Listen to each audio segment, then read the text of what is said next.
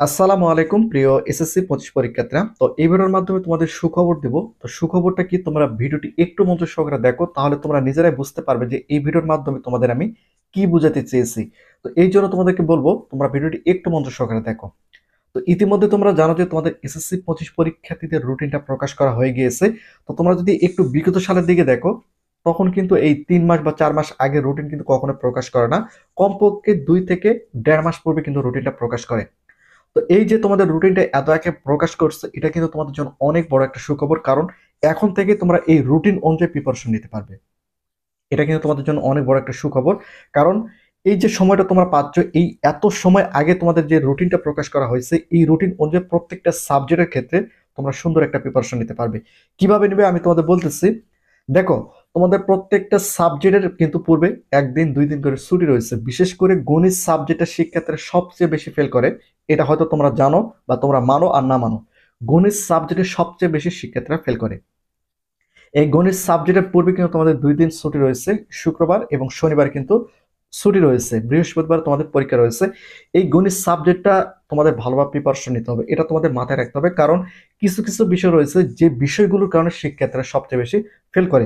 এই বিষয়গুলো কিন্তু তোমরা এই এত আগে থেকে কিন্তু সতর্কতা অবলম্বন করতে পারবে। এটা কিন্তু তোমাদের জন্য অনেক বড় একটা সুখবর, কারণ তোমরা নিজেরা ভেবে দেখো যে এত পূর্বে শিক্ষা বোর্ড থেকে তোমরা রুটিনটা পেয়েছো। তো এই হচ্ছে মেন বিষয়। আর বিষয়টা হচ্ছে যে তোমরা যারা 25 সালে এসএসসি পরীক্ষা দিবে, তোমাদের জন্য কিন্তু যে সুখবরটা রয়েছে সেটা হচ্ছে যে তোমরা কিন্তু 24 সালের নাই, তোমাদের এসএসসি 25 পরীক্ষাতে কিন্তু মেধাবৃত্তি এবং সাধারণ বৃত্তি দেওয়া হবে। এত আগে থেকে রুটিনটা প্রকাশ করছে, এই রুটিন অনুযায়ী তোমরা যদি পরীক্ষার জন্য ভালো একটা প্রিপারেশন নাও, পরীক্ষায় যদি ভালো একটা রেজাল্ট করো, সেক্ষেত্রে কিন্তু তোমরা মেধা তালিকায় থাকবে। একই সঙ্গে তুমি যদি মেধা তালিকায় থাকো বা সাধারণ বৃত্তি বা মেধাবৃত্তির মধ্যে থাকো, সেক্ষেত্রে কিন্তু তোমরা শিক্ষা বোর্ড থেকে উপবৃত্তি পাচ্ছ। একই সঙ্গে কিছু কিছু সংস্থা রয়েছে, যেমন ডাচ বাংলা ব্যাংক, এখান থেকে কিন্তু তোমরা উপবৃত্তি পাবে। একই সঙ্গে আরো কিছু ব্যাংক রয়েছে যেগুলো কিন্তু এসএসসি পরীক্ষার্থীদের মেধাবৃত্তি বা সাধারণ বৃত্তি দিয়ে থাকে। এটা কিন্তু তোমাদের জন্য 2 নম্বর সুখবর, কারণ বিষয়টা হচ্ছে যে এই বিষয়গুলো লক্ষ্য রেখে তোমাদের কিন্তু এসএসসি 25 পরীক্ষার জন্য প্রস্তুতি নিতে হবে। আর বিশেষ করে তোমাদের মধ্যে অনেক শিক্ষার্থী রয়েছে, তারা বলতেছে যে এখনো এসএসসি 25 পরীক্ষার অনেক সময় রয়েছে, এখন এত সময় পড়ে কোনো লাভ নেই। তো আমি তোমাদের বলে রাখি, এখনই তোমাদের পড়তে হবে। এই সময়টাই তোমাদের প্রত্যেকটা বোর্ড বই, অর্থাৎ বিশেষ করে তোমাদের বাংলা, আইসিটি, একই সঙ্গে তোমাদের যে ভূগোল রয়েছে, রসায়ন পদার্থ জীববিজ্ঞান, ফিনান্স, ব্যাংকিং, একই সঙ্গে অর্থনীতি, তোমাদের বাংলাদেশ ও বিশ্ব পরিচয় এবং অন্যান্য যে সাবজেক্টগুলো রয়েছে, যেমন ধর্মশিক্ষা, একই সঙ্গে তোমাদের বাংলাদেশ ও বিশ্ব পরিচয়, ইতিহাস, এই সাবজেক্টগুলো রয়েছে।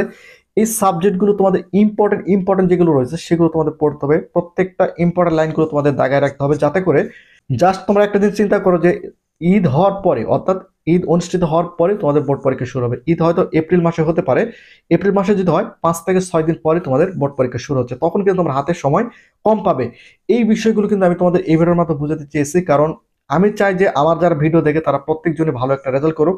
তোমাদের মধ্যে অনেক শিক্ষার্থী আমাদেরকে কমেন্ট করে যে আমি পরীক্ষা ভালো রেজাল্ট করেছি, আমি A+ পেয়েছি, আমি 4 পয়েন্ট পেয়েছি, তখন আমার নিজেকেই কিন্তু একটা ভালো লাগে। এই জন্য আমি তোমাদের বারবার বলে রাখি, তোমরা যত ভালো পড়বে তত পরীক্ষা ভালো রেজাল্ট কিন্তু তোমরা করতে পারবে। তো শিক্ষা বোর্ড থেকে যেহেতু এত আগে তোমাদের রুটিনটা প্রকাশ করছে, এই সুযোগটা তোমরা এখন কাজে লাগাতে পারো, কারণ যত বেশি পড়বে তত বেশি তুমি পরীক্ষা খাতায় লিখতে পারবে। তোমরা যদি মনে করো যে পরীক্ষার 1 মাস আগে বা 2 মাস আগে প্রিপারেশন নেবে, কখনোই সম্ভব নয়। কারণ পরীক্ষার 1 মাস আগে তোমাদের রমজান পড়তেছে, আর রমজানে তুমি যত ভালো স্টুডেন্ট হও, তুমি কখনোই সময় মেনটেন করে কিন্তু পড়ালেখা করতে পারবে না, এটা তোমরা মাথায় রাখো। এই জন্য আমি তোমাদের বলবো, হাতে কিন্তু এখনো তোমাদের সময় রয়েছে। এই সময়টা যদি তোমার সঠিকভাবে কাজে লাগাতে পারো, তাহলে নিশ্চিত থাকো তুমি পরীক্ষায় ভালো একটা রেজাল্ট করতে পারবে। তো প্রতিনিয়ত আপডেট ভিডিও পেতে অবশ্যই চ্যানেলটিকে সাবস্ক্রাইব করে রাখো।